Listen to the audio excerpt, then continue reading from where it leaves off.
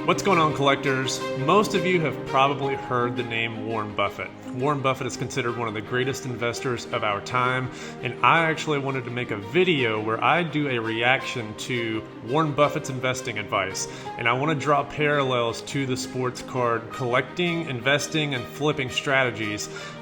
Given that there's just been a lot of information about investing over the past couple of years and a lot of bad advice from people who are new that a lot of new folks should not be listening to. I want to play this video and draw parallels to my strategies and the things that really resonate with me, and also expand on it from a sports card investment strategy. So without further ado, let's jump into the video and get my reaction. Mr. Buffett, how can I make $30 billion? Start young. Charlie's always said that the big thing about it is we started building this little snowball on top of a very long hill. So we started at a very early age in rolling the snowball down. And of course, the snowball, the nature of compound interest is it behaves like a snowball of sticky snow. And the trick is to have a very long hill, which means either starting very young or living to be very old.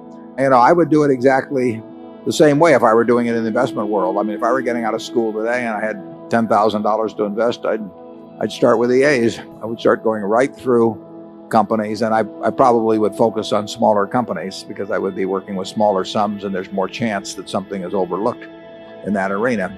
And as Charlie, two things to point out immediately. The snowball effect is something that I've covered on this channel. If you go back to one of my videos I did previously, why you should not invest in sports cards, you should sell sports cards, I break down that compounding of interest. By the time you do several flips, you can make a lot of money, and that was exactly my strategy. I'll go into detail about this in a separate video whenever I talk about my story specifically and what my strategy was, but being able to get those flips over and over and over and a compounding on itself is such a big strategy.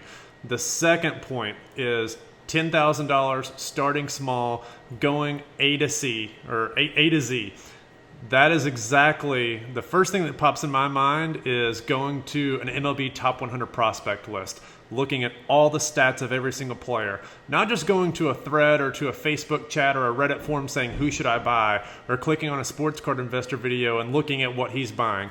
It's doing the work yourself. It's learning the fundamentals of what you're buying. It's literally picking hidden value within those lists, like a top prospect list, to see who is it that's performing well, who is it that's relatively undervalued relative to the top players.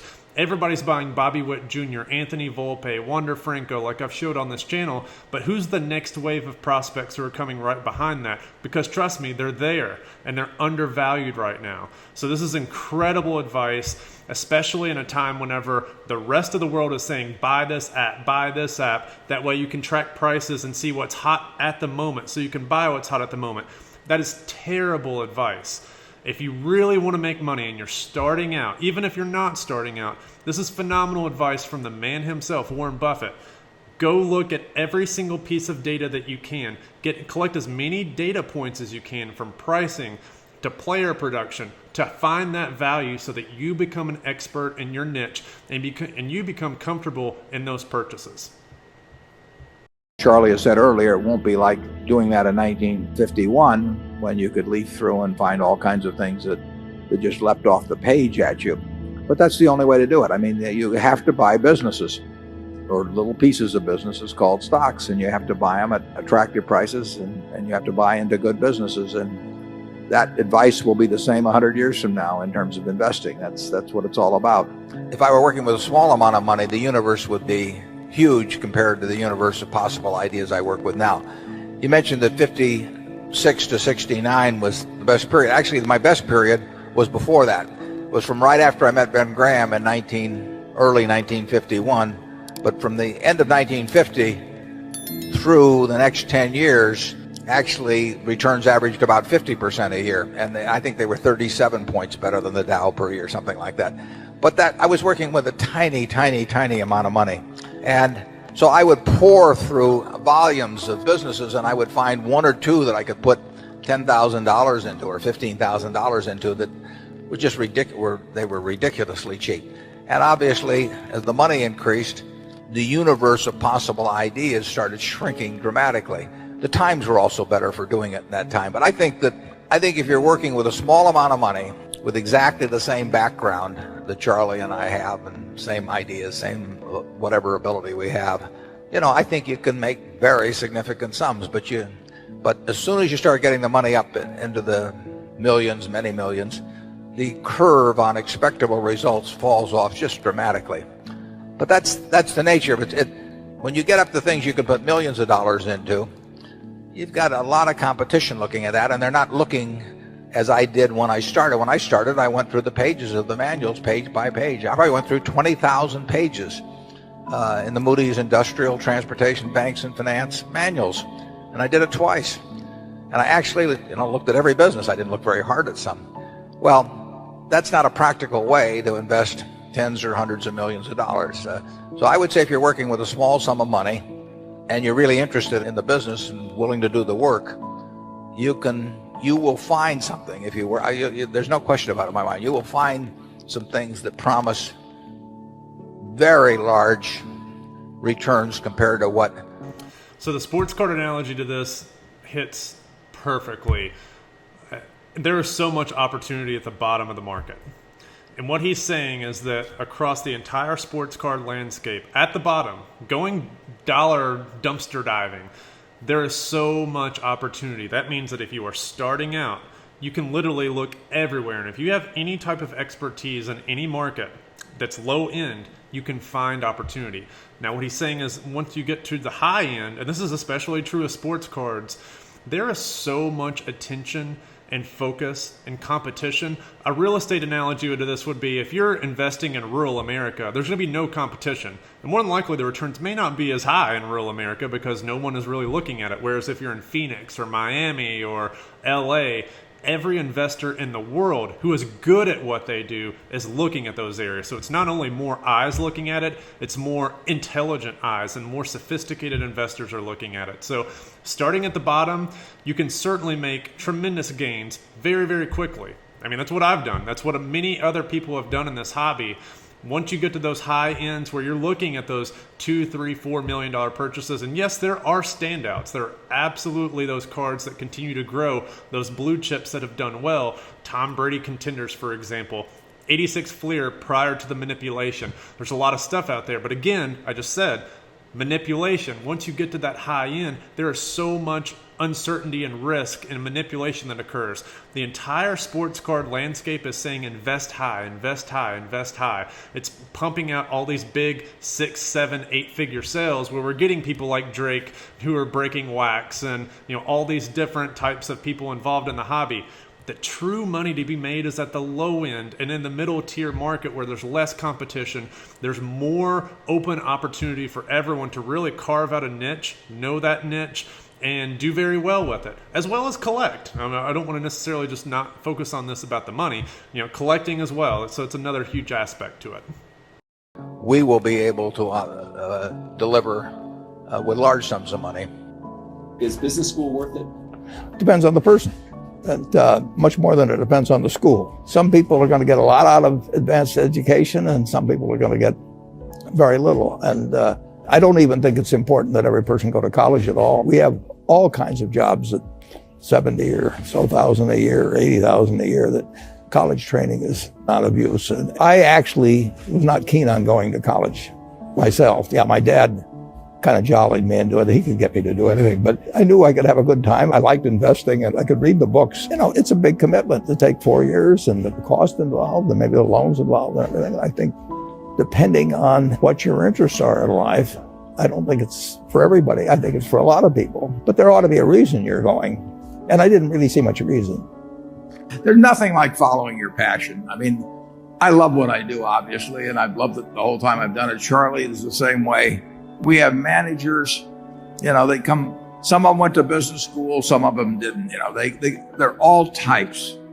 But the common factor, they're successful. The common factor is they love what they do, and you've got to find that in life. And some people are very lucky in finding it very early. I was dumb luck that my father happened to be in the securities business. So when I would go to his office, there were a lot of books to read, and I got entranced with that. But if he'd been in some other occupation, I think I would have read those books eventually, but it would have been a lot later. So if you find something that turns you on, my guess is you're going to do very well. And then the beauty of it is, in a sense, there's not that much competition. I mean, there are not a lot of people out there that are going to be running faster than you in the race that you elect to get into. And if you haven't found it yet, you may well have found it. But if you haven't found it yet, I've got to jump in here. This is phenomenal advice. And basically what he is saying from a sports card analogy is that if you are in this to make money alone, and you are only in this hobby within the past couple of years because somebody like Gary Vee said you're going to get rich doing this, or sports cards are going to blow up, you're not going to do well. And you're going to be very sad, and it's going to be bad for you. But if this is truly a hobby that is a passion for you where you can make money, and this is a burning passion, it's not just something that you dabble around in, you can do very, very well. What he is saying is that your hobby, you're the expert of your hobby, whether it be video games, whether it be sports cards, whether it be cars, whether it be fixing cars, all the different hobbies out there, playing music. If you become the expert in that, you can monetize that. If you're not into it, if it's not a burning hobby for you, or if it's not a burning passion, you're not going to make money in it. You're just not, because there's going to be somebody out there. There's going to not just be one. There's going to be 10, 20, 100, 1,000, 1,000,000 people who are better at it than you because they're more passionate about it. I'm not one of those people who says, "Oh, this is my passion. Thus I'm good at it." You hear that in a lot of job applications. Interview says, "Well, why do you want to work here?" "Well, it's my passion." Well, there's a lot of people who are going to say that. If it's truly something that you are interested in and it takes up a large portion of your time, you will do fine. You're going to do well, especially compared to your peers. You've got to keep looking, and we've got 70 plus managers. Some of them didn't. We had one guy that didn't go to high school even, didn't they? Charlie Rosner. Oh, yeah. He quit in fourth grade, I think. Yeah. But, well, Mrs. B never went to school a day in her life, and when you go out to the Furniture Mart, I hope you go out this evening. We expect to set a record today in sales. What you are looking at on those 78 acres, is the largest home furnishing store, about 400 million of sales, largest store in the United States. And it comes from $500 of capital paid in by a woman that never went to school a day in her life and couldn't read or write. I mean, she loved what she was doing. And, I tell the story. This is a true story. When she was well into her 90s, she invited me over to her house for dinner. That was very unusual. Had a very nice house, 6 or 7 blocks away from the store. And I went into the house, and the sofa, the chairs, the lamp, the dining room table, they all had little green price tags hanging down at them. It made her feel at home. And I said to her, "Mrs. B, you are my kind of woman, yeah? Forget Sophia Loren, all of that. I mean, this is my kind of woman." She loved it, and she loved it all her life. And just think of what that produced. I mean, it's incredible. I mean, one time my dad used to quote Emerson that the power that lies within you is new in nature, and basically the power that was within Mrs. B was new in nature. And over a lifetime, it produced amazing things. So find your passion, and then don't let anything stop you. The biggest mistakes are the ones that actually don't show up. They're the mistakes of omission rather than commission. We've never lost that much money on any one investment, but it's the things that I knew enough to do that I didn't do. We have missed profits of as much as, maybe $10 billion in things that I knew enough to do and I didn't do. Now, the fact I didn't buy Microsoft way back is not a foregone opportunity because I didn't know enough to make that decision. But there have been other investments where I did know enough to make the decision, and for one reason or another, I either didn't do it at all or I did it on a small scale. I was sucking my thumb when I should have been writing checks, basically. And those don't show up. There's no place where it shows missed opportunities, but I've missed some big ones. I will Man, this definitely hits home. Basically, Warren Buffett has said a lot of times, you swing at the pitches that you recognize. So if you're Barry Bonds, you're swinging at your own pitch. He always talked about that. Ted Williams, the same thing. Do another deep dive on that. But basically, you swing at the pitches that you recognize. If you see a pitch that goes by that you don't recognize, meaning an investment opportunity that you don't recognize, no big deal. If you don't know enough about that pitch, if you don't know enough about that opportunity, no big deal. I mean, there's so many different opportunities out there. You really need to identify the ones that you know. What he is saying is if you are a fastball hitter and you get one that comes right down the middle that's your bread and butter, you better be swinging at it. And for me, ever since I've started to get a little bit of money, now that I have a job and I've started making money with cards, I'm swinging at every single pitch that I recognize. I'm not missing out on pitches anymore. Whenever I was in pharmacy school and undergrad and residency, and I didn't really have a lot of money at the time, I continuously saw pitches that came by and I just didn't have the money to buy them. I saw so much opportunity. You could basically flip over a rock and there were diamonds underneath. And I was walking through a mountain of rocks with diamonds underneath them, and I couldn't pick up a single one of them because I didn't have enough money to lift them up. Now, totally different. Now, there's a lot more competition now, and trying to find those rocks with diamonds underneath is a lot tougher because the landscape of things has changed dramatically. But he is saying, and this is totally something that I agree with, if you are confident in an investment, you know without a shadow of a doubt that it is something that is going to pay dividends for you in terms of an investment. Doesn't matter if it's sports cards, doesn't matter what it is, do it. Otherwise, you're going to regret it. We'll take a person graduating from college and assuming they're in normal shape and everything, I will be glad to pay them, probably $50,000 for 10% of all their earnings for the rest of their lives. Well, if I'm willing to pay them 10% for $50,000 for 10%, that means they're worth $500,000 if they haven't got a dime in their pocket, as long as they've got a good mind and a good body. Well, if you're interested in business, I definitely think you ought to learn all the accounting you can by the time you're in your early 20s.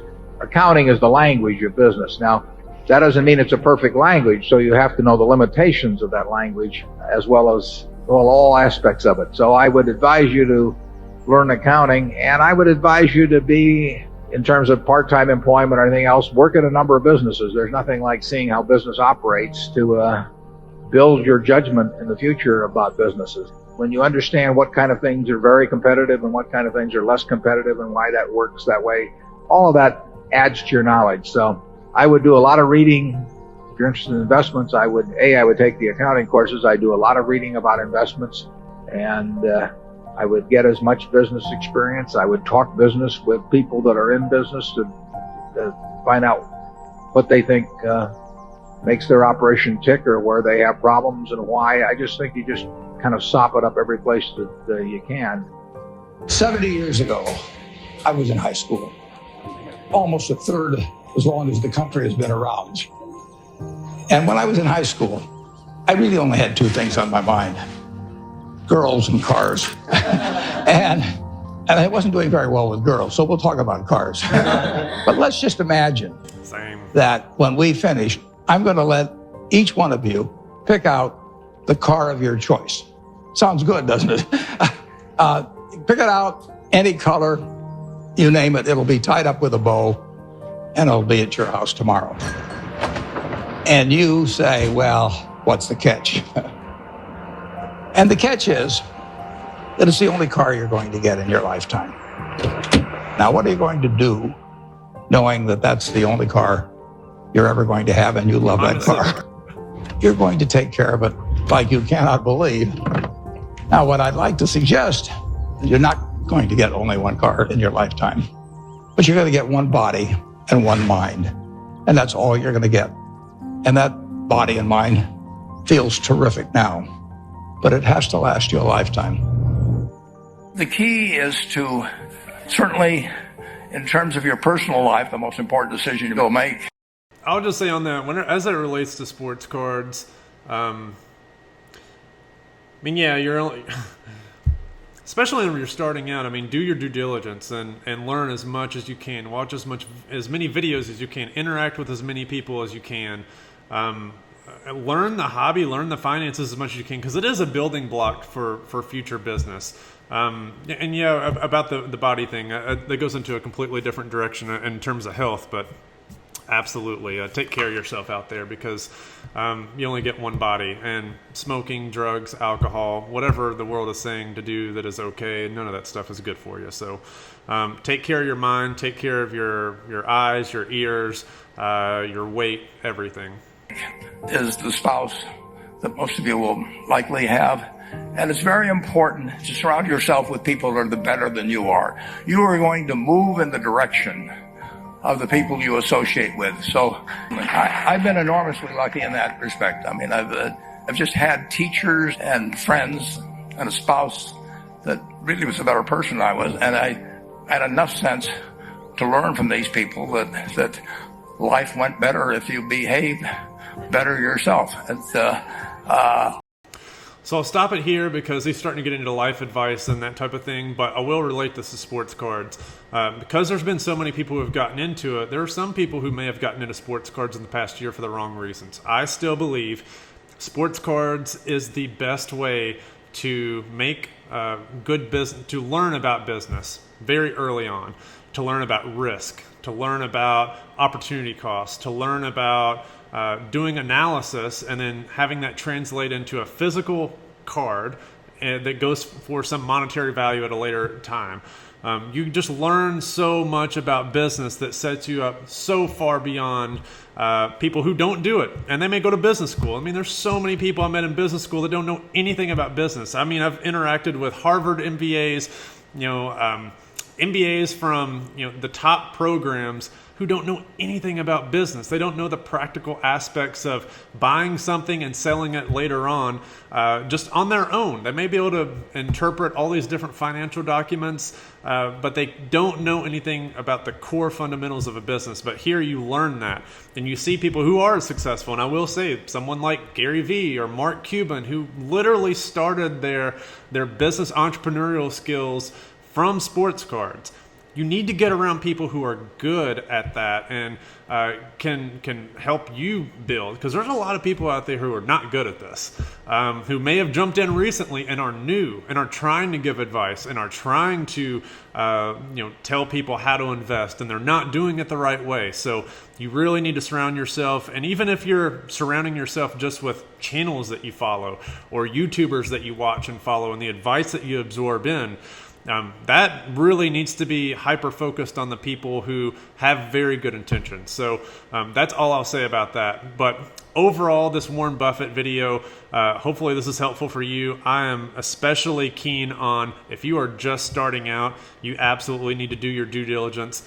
Go through those top 100 prospect lists. Do as much research as you can, because this is a data and information driven business. The more information that you have, and the information is literally right at your fingertips, the more information you have, the more that you can make in this hobby. And hopefully you're enjoying this along the way, because at the end of the day, this is a hobby. Hopefully you're collecting a little bit on the side, as well as flipping and investing and having it just be fun. But do the work. You have to do the work if you really want to do this, especially today when it is so competitive and people are putting out content left and right, and they're saying buy this and buy that and this is hot. Ignore it all. Ignore it all. You need to be the master of your own financial thought processes and rationale for buying something. Do not buy something because somebody else says to do it. You need to do the work on your own to make it happen. And if you do that, and if you truly enjoy it, as Warren Buffett says, you're going to be very successful with this. So hope you all like this video. Let me know what you all think down below. You want to see more stuff like this? Warren Buffett has a lot of advice. There's other people who have advice as well. I can do my reactions and try to make a sports card analogy to that. So if you guys like this content, let me know what you all think down below, and we'll see you next time.